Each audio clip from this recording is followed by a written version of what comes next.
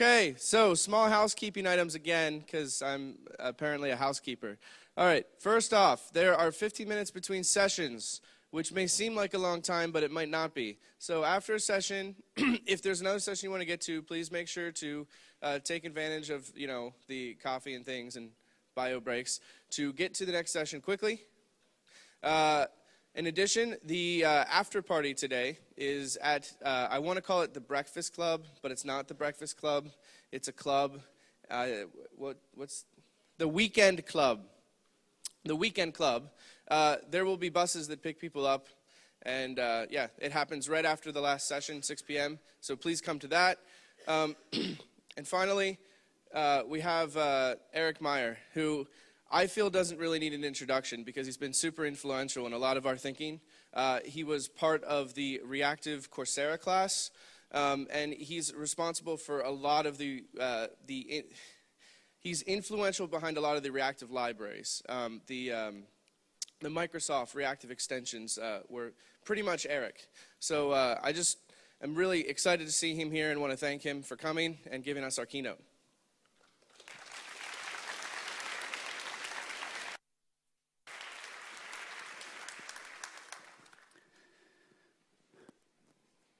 All right. I didn't know that there were so many Scala programmers in the world. Compared to Haskell, yeah, this is amazing. Since this is a Scala conference and you are all functional programming geeks, I decided to go back in history and show you the beauty of denotational semantics. Denotational semantics for me was what drew me to functional programming. And still I can kind of, look at denotational semantics in awe. And I don't think we're doing enough of it, so hopefully after this talk you will kind of, start doing semantics as well. Now let me start by analyzing a joke. All right? So there's this kind of, I think, rather well-known geek joke about the partner of a developer sends, the developer off to do some shopping, to buy some bread, and guess what?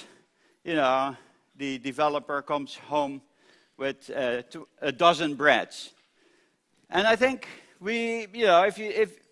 for geeks, this is kind of a funny joke. But if you analyze this joke, it is because often we are looking at things and interpreting it literally. Okay? So this developer was applying denotational semantics to the sentence, get a dozen. Now, unfortunately, we're not always this precise. Okay, we're not always this precise. And if you go on the internet, I see a lot of lies. And I've left out the names here, to protect the innocent. But for example, you go on the web and you search for Scala exceptions. And it says, oh, Scala exceptions are exactly the same as Java. Don't worry, it's all the same. So who believes that this is true? Oh, there's a couple of losers here.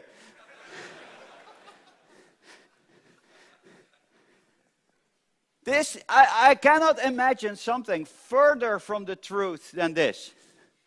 Okay? And now the internet, probably this was written by dogs, pretending to be humans. So here's a quiz. Here's two Scala programs. Now, tell me, what does the first one return? 2. 1. What does the second one return? Okay. Yesterday I asked this, I had 5 students, so the chance to get this right is like, 1/4, right? It's like tossing 2 coins. All 5 students got it completely wrong. Okay? The funny thing is actually that a lot of people don't believe that this is true. That in Java you can return, and then you can return in the finally clause, or in Scala too. But in Scala, when you have like an expression there, doesn't it always kind of, that's an implicit return? So both of these should return 2, right? Or should they return 1? Or, I don't know. I'm confused. So let's write some code. Let's look at the truth. Okay? So there's our 4 possibilities. Try 1, finally 2, all the things. Now you see that IntelliJ is already kind of smart, trying to tell us something, but you know, let's run this guy. What is this quiz? Let's run quiz. Let me. I changed the name of this thing, so let's run here, main. Where's quiz? Let's run quiz. See what it does. 1, 1, 2, 2. But now the most amazing thing, look at this. It took us, you know, to figure this out, all of us here, you know, what about 30 seconds, multiplied by, I don't know, 500 people. But look how fast Scala is. Look at this. Let me make this project. Oh, it's up to date. Let me kind of change something here and build it again. Come on, you can do this. Yes, look at this, how fast it is. 7 seconds. 7 seconds to kind of compile, you know, basically 2 pages of code. That's kind of, you know, orders of magnitude faster than we humans can do. So this is fantastic. Fantastic. All right. So now we all know the quiz, the answer to the quiz. But the goal of denotational semantics is to make this precise. Okay? So if you go to the typical language pack and the Scala language pack or the Java language pack, they try to explain all this stuff in English. Now it's really boring English. Okay? And we are developers, so why not write your language specification using code?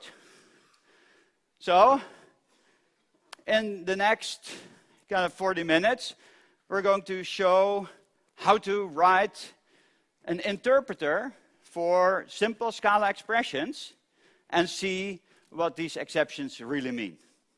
And not only are we going to write an interpreter, I'm going to show you how to turn this interpreter into a compiler, showing that writing compilers is trivial. Okay, so everybody here can then go and try to build a Scala compiler that can compile in faster than 7 seconds. Okay? So, whenever I have a problem like this, what does this mean? I go and look at mathematics. Now, everybody that has followed the Coursera course knows that I have typos in every slide. Yeah.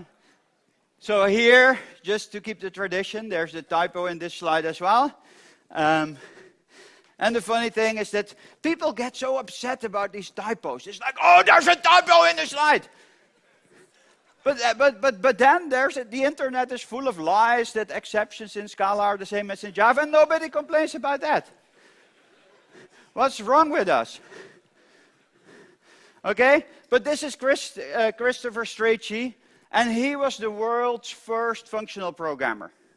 Okay? This guy was doing functional programming before most of us were born. Okay? And the great thing was that he was doing functional programming. He said, we're in Europe, right? Yes. I have no fucking clue what I'm doing. So he was doing, you know, he was using types like, you know, x equals x arrow x. And he was like, this kind of gives me a headache. So Dana Scott came, a mathematician, and then they kind of figured out that this was all sound. And thanks to this guy, we now have Java, we have Scala, Haskell, and all the functional languages. But this guy, I think, is one of the founding fathers of our field. And you should read his papers. He didn't write a lot, but they are all super, super interesting. Okay? Straighty. Good. So let's start by the simplest. And you see here, I love imperative programming. So let's have a language of statements. So I have a print statement, and then I have the sequential composition of statements. So this is how kind of, denotational semantics people write this. Yeah, in Scala you would use case classes, but that would kind of be 10 times larger than this. Okay, so Scala can still be more concise if we would look at mathematics. But anyway, so we have a print statement or the composition of statements. And now what we want to do, and I love this, look at this beautiful kind of, I'm going to define a function, and it uses these nice kind of, envelope brackets, and that function takes syntax and turns it into semantics. Okay? So that's all denotational semantics is. So don't be scared. It's really just a function that takes abstract syntax and tells you what it means. So really, all denotational semantics is writing an interpreter for a programming language. Okay? But you write this interpreter in a language that we all understand, or pretend we understand, namely lambda calculus, or pure functions. Okay? So that's a goal, what we're going to do. So let's start. Since we are doing statements, they only do side effects, and then they return nothing. Okay? So no monadic crap today, just pure side effects. So the meaning of a statement is something that returns nothing. But it does a lot of useful things. It prints on the screen, it does all kind of stuff. Okay? So that arrow there is really not a pure function, but it's a side effecting function. But it's like, returns unit. So what is the meaning of the print statement? That's print. That was easy. What's the meaning of statement 1, semicolon, statement 2? That's the meaning of statement 1, semicolon, meaning of statement 2. And I put in a block. Is this any useful? You feel cheated? Yes, because I've done nothing. I've just kind of, said, oh, this syntactic semicolon becomes the semantic semicolon, and then a real Scala programmer would say, you don't even need the semicolon if you put them on different lines. So what have I done? This thing doesn't give me any insight. Okay? So when we're going to define the semantics of statements, and in particular sequential composition, we shouldn't do kind of this trivial translation. We should express this more complex structure in terms of something simple. Okay? Now for print, that's way too complicated. I don't know how that works. So for print, I will just map that to print line. But for semicolon, let's think what this does. Well, I first have to execute S1, and when that successfully terminates, I have to execute S2. All right? So how do we do that? How do we kind of, so we have to delay the execution of S2. How do we do that? With a function of unit arrow, right? We have to delay the execution of S2. We all know this. This is what we do every day. So we first execute S1, and when it succeeds, we execute S2. So there we go. We first execute S1, and then when that succeeds, we're calling S2. Now, if PDF or even like paper would have type checking, it would give me a type error, right? Because the first C of S1 takes a function from unit to unit, but the second one here doesn't take any arguments. Everybody agrees? Should be red squigglies everywhere. You should go back to the organizer, say, give me back my money. This Erik Meijer guy doesn't even know how to program. Okay? Now, of course, if you're like a Ruby programmer or a JavaScript programmer, this would kind of be fine and it will give you a runtime error, but we are Scala programmers. We want static typing. This doesn't work. Okay, so let's make it work. So what do we need to do? Well, apparently this S2 needs to have a function as well. So we have to introduce a continuation. And this continuation sounds really kind of, something special. A continuation is nothing more than a higher order function, a function that you pass to another function. Big deal. Okay? So let's introduce a success continuation. And here we go. The meaning of a statement is a function from unit to unit. Okay? So print line is still the same. But now I get this function, so I have to now call it over there. And now the meaning of S1 followed by S2 takes this continuation. I execute S1, and then as the continuation, I take a function that when I call it will execute S2, and when S2 terminates, it will call sigma. Okay, now you see also why I did this with pencil and paper. Because, all the Greek symbols and the kind of, the envelopes. But doesn't this look beautiful? Doesn't this look beautiful? This gives you the essence of what sequential composition means. All right? And we now all know what a continuation is. A continuation is just a function that I pass to my interpretation function here. Cool. So now we know what sequential composition was. But that was not what we were after, right? So if we kind of, compute the meaning of this little statement here, you see that there's a lot of kind of lambdas that are generated. But that's a kind of thing. Like once you have defined the semantics, it's just kind of boring inlining of this stuff. But we keep this slide in mind because later we will see is like, we can actually, really what I've done is if I look at this thing, I've compiled one language into another. Okay? So this thing is kind of an interpretation function, but I can turn it into a compiler. So that was too easy. Too easy. This is like, we could do this before breakfast. Even before we had coffee, we could have defined the semantics of statements.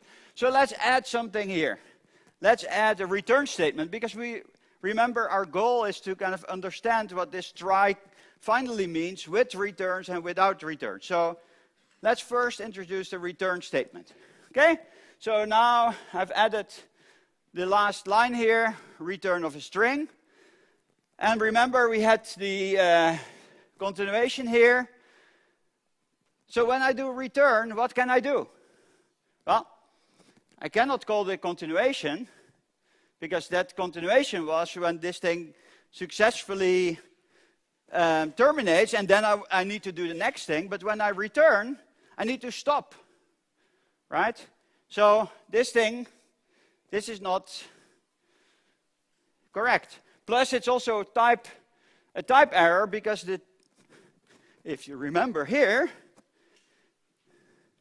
this thing went from a statement to a success continuation. That was a function from unit to unit, and it returned unit. And now, suddenly, I'm returning a string. So what do we do? Any suggestions? Well, here, whenever you're in doubt, just pass in another function. We're functional programmers, so functions, that's our hammer. So let's just pass in another function. If I don't know what to do with this n, I'll just pass in another function, and then, that will know what to do with an n. So let's do that. Okay? So now, the meaning of a statement is a function that takes the statement, the abstract syntax tree for a statement. It takes a new continuation, the return continuation. It takes the success continuation. And now I will make this thing return a string. Because when I return, I get a value. So instead of unit, I now return a string. The success continuation is something that takes nothing and returns a string. And the return continuation is something that takes a string and returns a string. So now you see that both return types have become string. When I successfully complete, the only thing I need to do is to execute the next statement. But when I return, I want to return the value. So here are these things. This guy here, so another way to look at this is when you explicitly return, that's the function that you call with the value.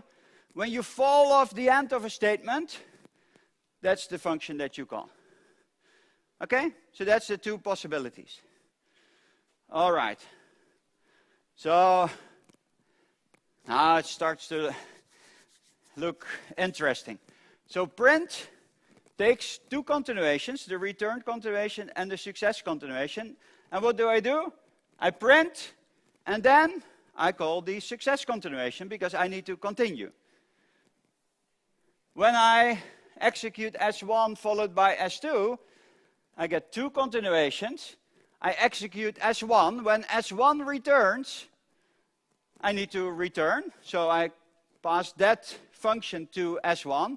But when S1 falls off the end, I need to continue with S2. When S2 returns, I need to call the return continuation. When S2 falls off the end, I call sigma. Yes? Everybody with me? That's not that hard. I mean, my 6-year-old son can do this. Okay? And he can do it even before he has his kind of chocolate milk in the morning. Now let's look at return. When I return, I get these two continuations, and guess what? I now pass the value of n into that function. So there we go. I call row with n. And then when I start, I need to have the identity function, and when I fall off the end, then I return null, and since I'm doing strings here, I have to return null. Okay? So now we have statements with return, and we know what it means. Okay? Now you should all say, but Erik, you were already lying when you were doing the first statement, because in Scala, when I have statements, the value of the last statement is the value of the expression. And I don't model this, right? Because, I always return null. But we'll fix that later. I first wanted to show you return. Okay. So, I now need to add just expressions in a statement. So instead of print line, I now also want to have 1 or 2, right? Because that's what I want to model. And there's our friend try finally. Okay, so try statement finally. Okay, phew. So this is our language. Now let's look at our example. So the first one would be try 1, finally 2, because I only do strings, and then the other one would be try, return 1, finally return 2. So now we have designed a little language that can express our quiz from the beginning. Okay? Now let's go and write a denotational semantics for this. Okay. We have a statement. We need to return a string. So let's think for a minute with what this try finally means. Okay? And you can read the Scala language spec and then try to kind of formalize it. But it will say something like this. You try to execute S1. When you fall off the end of S1, so there's no return statement, you just kind of execute, you fall off the end. Then you execute S2 because you have to do finally. Okay? And then when you fall off the end there, you have to return the value of S1. When you fall off the end in S1 and S2 returns, it should return the value of S2. Okay? When you are in S1 and it returns, you should execute S2. Okay? When S2 returns, you should return that one. But when S2 falls off the end, you should return what S1 returned. Holy moly. Okay. This try finally is really kind of a dirty thing. And you know, in Java it's even better. In try finally, in the finally, you can do continue. So you do try return 1, finally, so like while true, try return 1, finally continue. And this program will never terminate. So a return statement means nothing. Okay, so you think that I'm lying to you? No, no, no. Your programming language is lying to you. Return means not, doesn't mean return. Okay, so it's this kind of complicated thing. Okay, so you can stare at this for hours, and do you really understand this? No. So the only solution is write the denotational semantics, and this will be beautiful. I tell you, this will be beautiful. Let's look here. Okay, so we still have here our continuations, but now the success continuation, since I now introduced expressions, instead of unit, now takes a string. So both the return continuation and success continuation are now functions from string to string. Okay, and again, if you're doing this for real Scala, it won't be string, probably will be any or something like that. But for now, strings are enough. Okay, here we go. This is the semantics of try finally. So let's walk through this and make sure that this is correct. So what I do, I first execute S1. Okay? If S1 returns, I'm calling that first continuation. That first continuation says, oh, I need to execute the finally block. When the finally block returns, with a return, I just call the return continuation. But remember, when the finally block would fall off naturally, I have to return the value that was returned by S1. So there's the R, and there I call row with R. Look at this! Isn't this beautiful? Look how deeply nested these lambdas are. Okay. Now, when when S1 falls off the end without calling return, it will call that second continuation. And look at that beauty there. It takes the R, that was the thing that was the value of the last expression in S1. It executes the finally block. When the finally block returns, it just calls the return continuation. But when the finally block falls off the end, I have to return. Well, I now have to continue the success continuation with the value of R.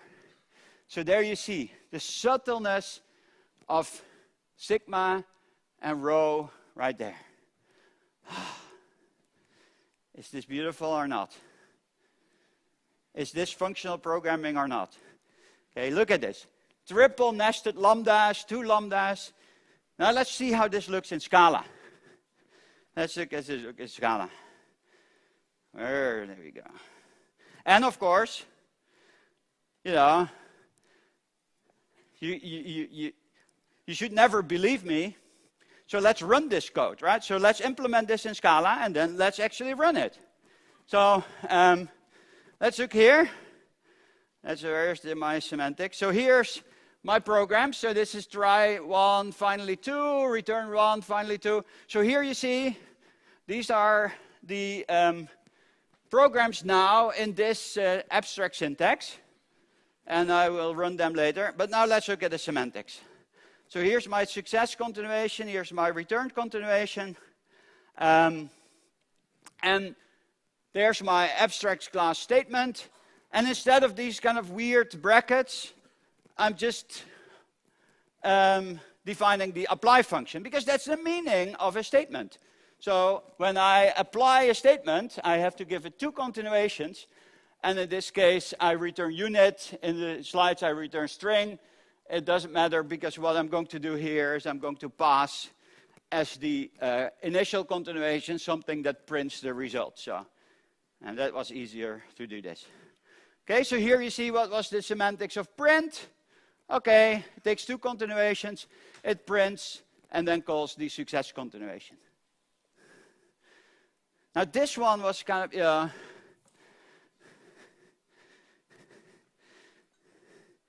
this is a kind of interesting thing here in Scala, right? Because you know what this returns. This is really kind of returning. It's calling S with the empty tuple. Okay, so it's kind of a little bit subtle here too, because you can leave out the parentheses, but that's okay.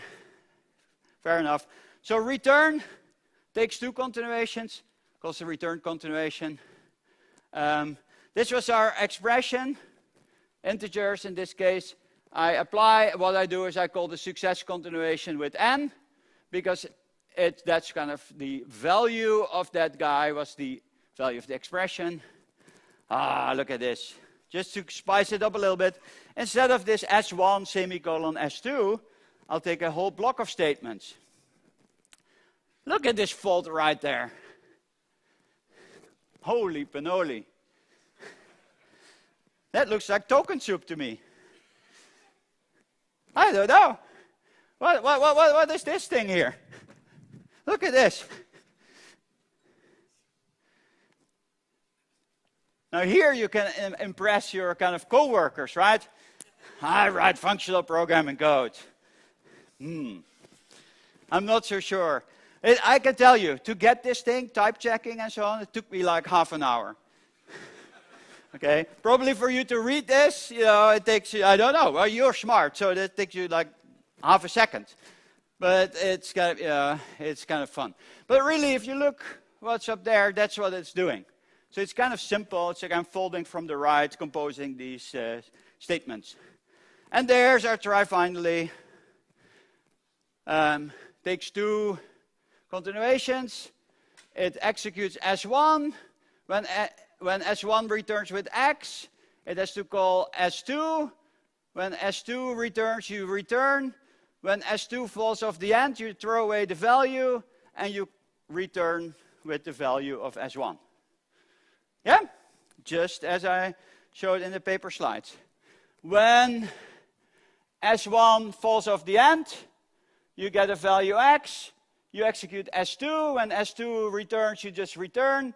When S2 falls off the end, then you continue the success continuation with the value of the last expression in S1.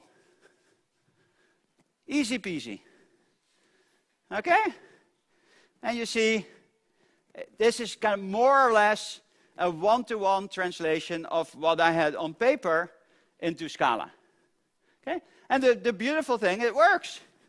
Look at this. Let's run it. So where's our guy here? Main. Let's run main. So what should this do? I think it was 1, 1, 2, right? That was the the expected behavior. So let's run this, and you'll see that I'm not lying to you. 1, 1, 2, 2. Okay.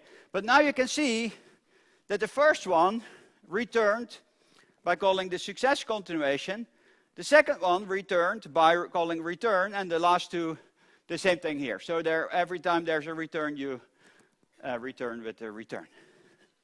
All right, everybody now even more in love with functional programming, with beautiful code like this, readable code like this, elegant code like this, code that, like when you do a code review, your co-workers will kind of go and I don't know where they will go and get some heroin or something. All right, good. So that was the semantics of our language. Now, you saw that I used virtual methods. I defined apply and then did the override of apply. It's a public secret that Erik does not like pattern matching. Okay, I love virtual dispatch. So some people would kind of write it like this with a case class and then an eval method that does a match. But look at all that noise. Match, kill, blah, blah, blah, blah, blah. Just, use virtual dispatch. Forget about pattern matching. Okay? Pattern matching is a mistake. Martin, take it out of Scala. Okay, we already have virtual dispatch. So this is how you do it. Beautiful. And especially with this apply, because now you don't even see that I'm executing this function. You know, it's just implicit. Maybe I should have used implicit too to pass all the kind of continuations around. And then the code would be even shorter and more unreadable. All right. Now, these lambdas, they bother me. I don't like lambdas. Okay? They kind of look too geeky. So what I'm going to do is I'm going to eliminate the lambdas. Okay? I don't want to have any lambdas, so what I'm going to do is I'm going to give every lambda a name. Okay? Because in real languages, there are no anonymous lambdas. There are only named functions. So that's what I'm going to do. So instead of writing, S1, row, underscore arrow, blah, blah, blah, blah, I'm just going to kind of define a new function. And because I have my own syntax, I don't use vol or def. I just say let. There's my function. Okay? And then I call S1. But now you see that all lambdas, all parameters to these functions are now named. Okay? So I've changed my semantics to just eliminate lambdas, put in named functions, and now all these functions take named parameters. Now there's another interesting thing if you look at these functions. Every time I call one of those continuations, I only call them in tail position. Okay? So they can all be kind of tail recursive. They are all tail recursive. Okay? So two things to notice. I'm only passing named parameters. I'm only calling these named parameters in tail position, and I have no recursion, right? Because it's all kind of flattened out. If I would have loops, there would be recursion, but right now there's no recursion. Okay, so let's look at this try finally. So I define a named continuation, and there I have that other named continuation, and you see that whenever I call my semantic function, I only pass a named function to this. Good. So lambdas are gone. That simplified our code. Now it looks kind of more like normal code. But there's another thing that bothers me. It's nesting. Nested lambdas. I don't understand that. Do you? No. Good. Good answer. Because now you have to understand all about lexical scope and all that stuff. Way too complicated. I agree with you. So let's get rid of nesting. Okay? So if you go and Google for remove nesting or remove closures or whatever, you get stuff like, lambda lifting, environment passing, closure conversion, blah, blah, blah, blah, blah, blah, blah. What I'm going to do is I'm going to use global variables. Global variables are our friends, okay? So here's the trick. When you call a function, you pass in a parameter. But that's completely useless or unnecessary. So what you do, when you call a function, you assign the parameter to a global variable, you call the function, and then you assign the global variable to a local variable. Isn't that brilliant? Now, just a secret, if you look how this is implemented, how Martin implements function calls in the machine, that's what he does too. So, if Martin can do it, we can do it, right? All right, so let's use some global state. The other thing I should also mention is, of course, when I generate these named continuations, I give fresh names to everything.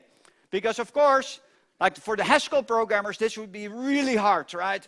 Because they would have to tread around some kind of fresh name state or whatever. But in Scala, since we have side effects, I can just gensim a new name. So I make sure that whenever I generate a named continuation, it has a completely fresh name. And whenever I generate a parameter name, I generate a completely fresh name. Okay? So now I'm safe to use a single global variable, and kind of, every lambda or every continuation has now a unique parameter name, so I can just assign that. Cool. Let's do that. Okay? So here's what we're going to do. When you do row r there, this now becomes a function with no parameters. And then in there, I need to kind of, grab r from the global variable. When I call this sigma, what I do is I have to assign a to the global variable and then call it. Okay? So this is the kind of trick that I was showing. Now let's write the semantics here. So I assume that I have some kind of, because we're an interpreter, right? So I have to name these global variables, but I don't have them, so I need to model them. So assume that I have some hash table, gamma, that represents the global variables. So now you see here how beautiful this looks. Okay? This looks kind of ugly. You agree? Even you there? Yes? Okay, good. But here's something. This inspires me. Because I'm modeling global variables using terms. Okay? There's a global variable named string A. By the way, if you're in JavaScript, this is probably how global variables work. You can even write gamma.a or something like that, or gamma A. Maybe that's a new feature for Scala. Yeah, having that kind of, where you can do just dot, and if a thing doesn't exist, you just look it up. Wouldn't that be great? Yeah, I think that would be super. So now what I'm going to do is, and also all these lambdas here. So what I'm going to do now, instead of this interpretation function, generating a function, I'm going to have it generate a term. So I'm going to have it generate another abstract syntax tree that I can then interpret, to get the final result. Because look at this. This is kind of simple, right? All my things here are named parameters. I have global variables, and here you see I only call these guys in tail position. So really, what I've done is these things can be labels. If this thing is in a tail position, it can be a goto. Ha! So what I've done, I've translated Scala into global variables and gotos. And now I feel at home. Okay? So really, when you're programming Scala, it's just some magic pixie dust over gotos and global variables. So really, you're not doing functional programming. You're doing imperative programming. You're doing gotos and global assignments. That's not what they tell you when you signed up for Scala class, but it's true. I mean, here's the proof. And mathematics, so it never lies. So, what we're going to do is we're going to generate a term that represents the denotation that we just computed. So now what we get, instead our old semantics, C of S, now is split in two. So there's another C of S that returns a term. And then I need another semantic function to kind of execute that term. Okay? Now, if you really want to make this precise, you can do that. But given the time, you just have to believe me. Now, I know it's hard to believe me, but believe me. Okay? So, that's what we're going to do. We're defining our intermediate language. This is what I like. There's definition of a function, definition of global variables. I can call a function. Really, that should be a goto, but I don't want to upset you too much. Your breakfast is still in your stomach, so if I would call that goto, like that, like the soccer player. What is it? Don't challenge you. Okay, there's assignments. Whew. And there's return statements. So now we have taken this complicated beast of try finally and reduced it to something super simple.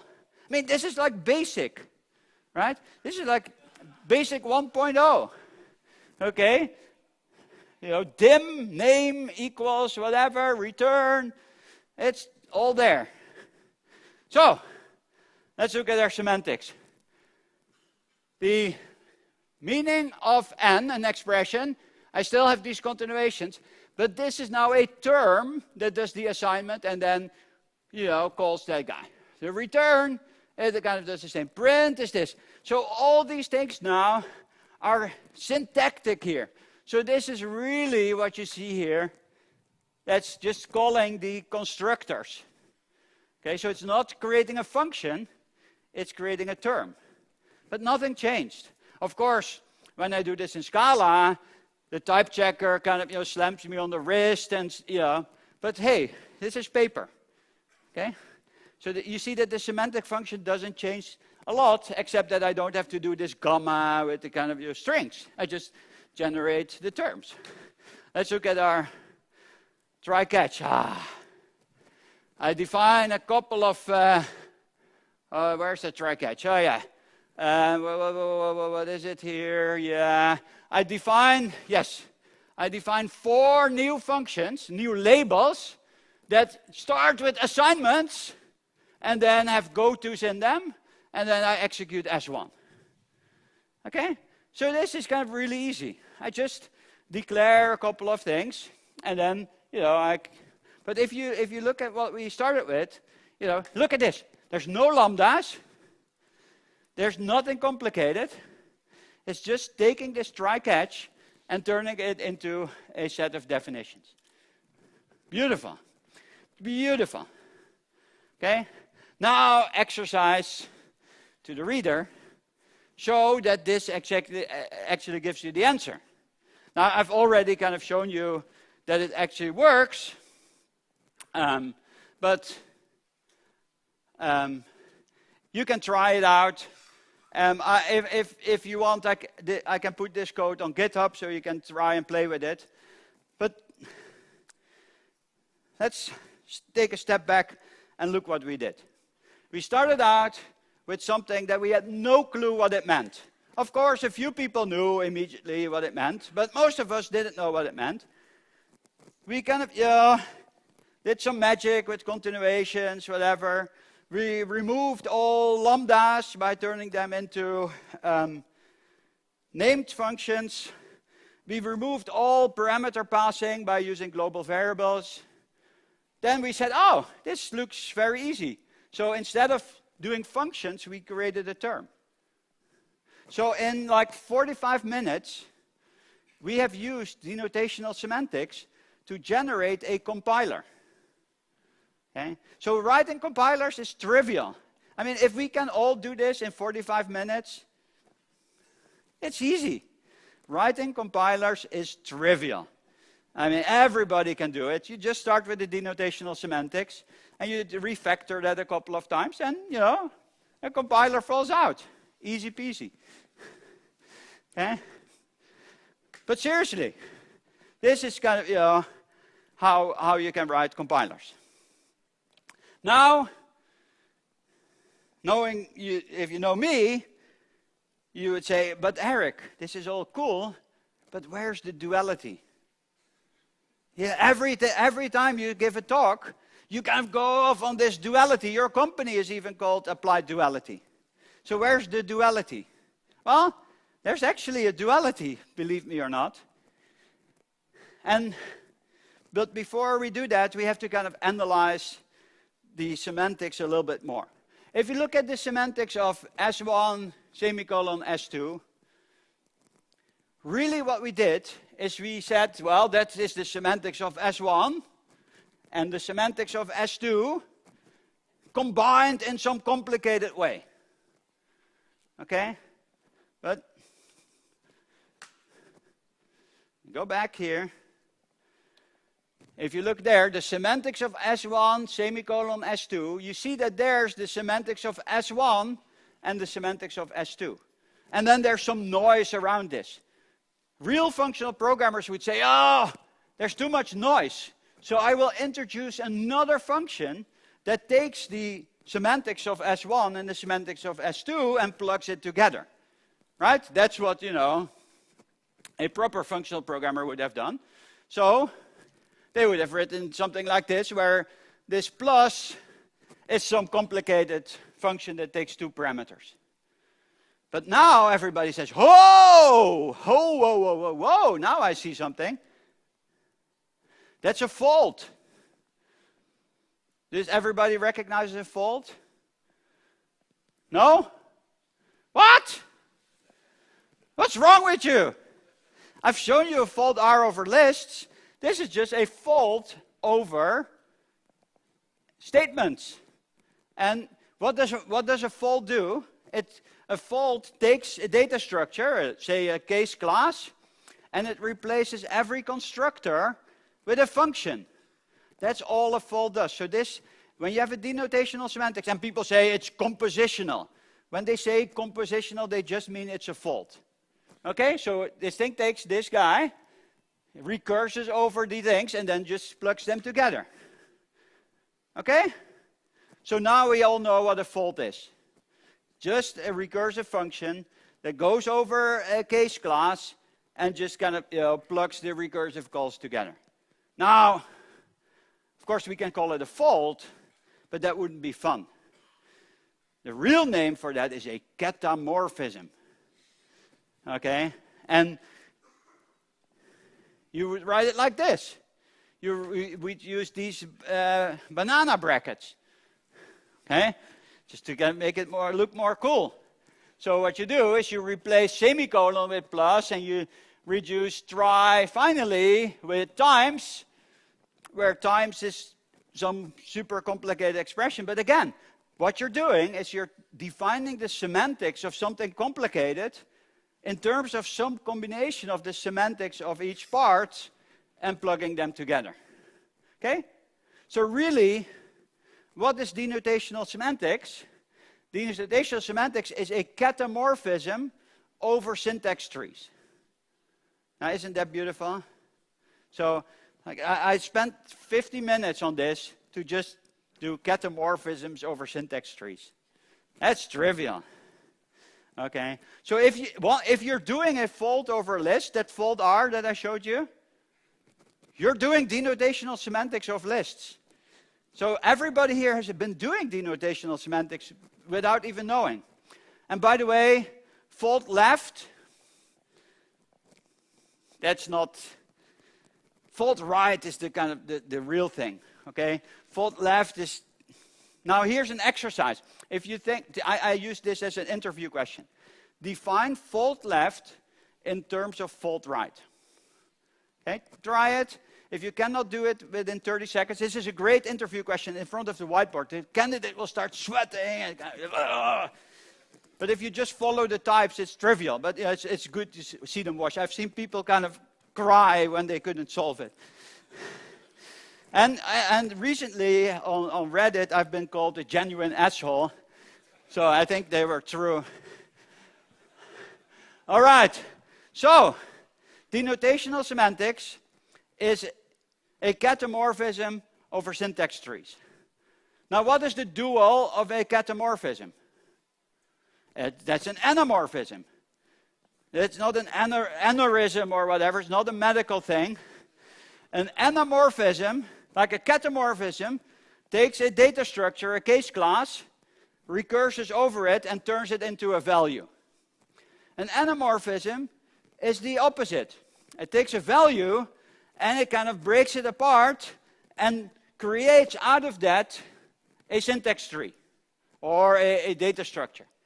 Okay? So, like for lists, it's typically called unfold, but it works for any data type. Just that you can have folds for any data types, you can have unfolds for any data type. But unfold sounds too boring, so we call it anamorphisms. Okay? So the dual of catamorphisms are anamorphisms, you see there. That's why you write them with these lenses. Okay, you see that they fit together, and then together they are the identity. Now the thing is that operational semantics is an anamorphism that generates transition trees. or traces of the execution of your program. Okay? So if you would kind of dualize everything, you get operational semantics, and an operational semantics is kind of executing the program, and the result of an operational semantics is a kind of sequence of state transitions, and that's exactly this. Okay? Now, I don't have time to kind of go and repeat this whole talk with anamorphisms, but you see, just flip the arrows and it all will work. I promise you. Okay? Now, if you want to read more, Graham Hutton here, I think this is a really good, portrait of him. Graham Hutton has written a paper, Fold and Unfold for Program Semantics, where he explains this in great detail. Okay? So, that's it. What you have learned today is that denotational semantics is simple. It's just folding over syntax trees. Okay? Now, when you kind of look at these things, you say, functions are kind of, complicated. So instead of functions, you just represent these functions by terms. And now suddenly, you have turned an interpreter into a compiler. Okay? Now, if you reverse all this, you can do this with operational semantics. And that's also a lot of fun. If you want to learn more about denotational semantics, I think learning denotational semantics is a really great way to learn functional programming. There's a great book by Dave Schmid called Denotational Semantics. The book is out of print and the PDF is available for free. So download that book, Dave Schmid, Denotational Semantics, and read it. And you will see, you will recognize, this is like functional programming at its purest. Because it's all about higher order functions and passing functions to functions and whatever. Beautiful. Okay, so become a better functional programmer by learning denotational semantics. Thank you.